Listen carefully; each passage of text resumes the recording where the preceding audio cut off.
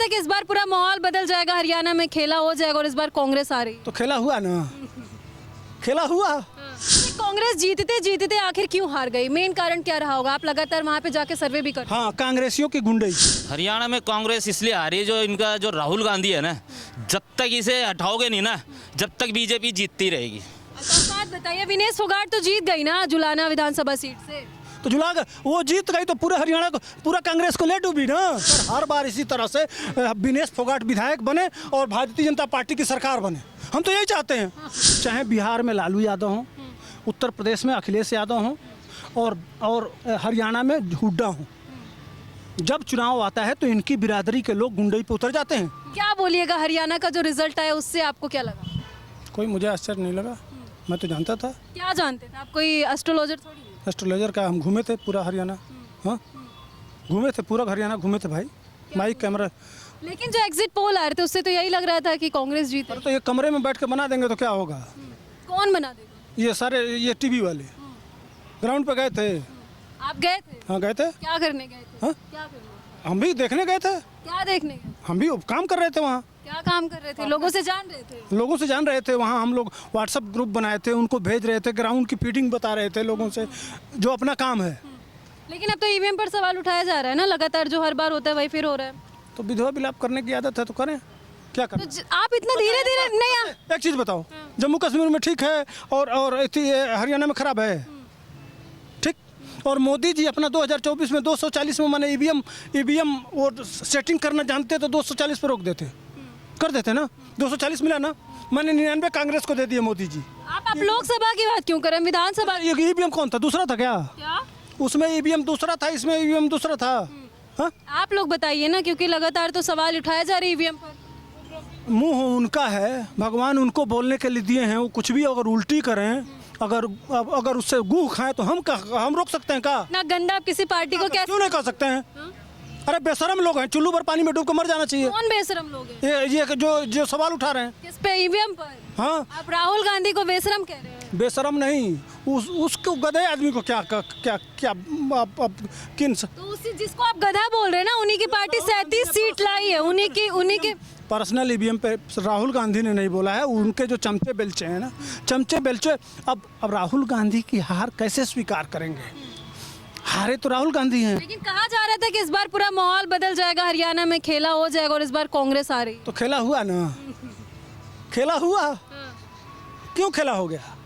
एक चीज़ जान लीजिए, चाहे बिहार में लालू यादव हों, उत्तर प्रदेश में अखिलेश यादव हों और हरियाणा में हुड्डा हों, जब चुनाव आता है तो इनकी बिरादरी के लोग गुंडई पे उतर जाते हैं।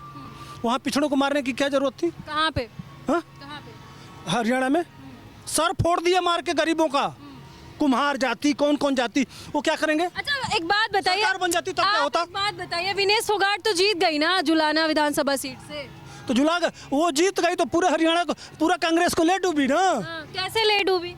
वो तो कह रही है कि बेटी की जीत हुई है, देश की बेटी की जीत अच्छा, हुई। एक बात बताइए, तीन मुद्दे थे, पहलवान, किसान और नौजवान। क्या हुआ उसका? जनता ने मैंडेट क्या दिया? जनता ने क्या बोला?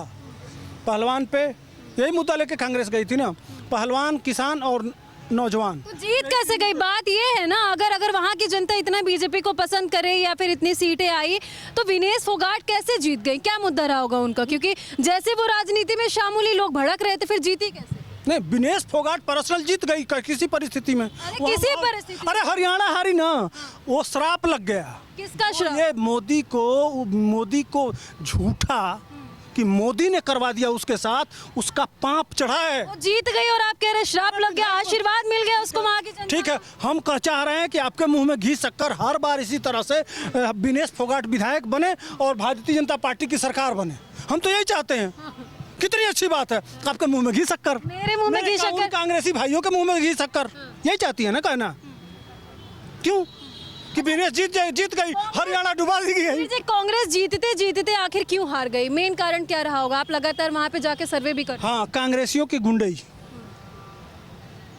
और दलितों पे लगातार टीका टिप्पणी। शैलजा नेता नहीं है, भूपेंद्र हुड्डा से छोटी नेता है वो। उसके चश्मे पे, उसके बाल पे, उसके लिपस्टिक पे, उसके चलने पे बर्दाश्त करेगा क्या दलित? अच्छा, मिर्चपुर जानती हैं? मैं गया था मिर्चपुर, 40 घर जला दिए गए थे दलितों के। किस लिए?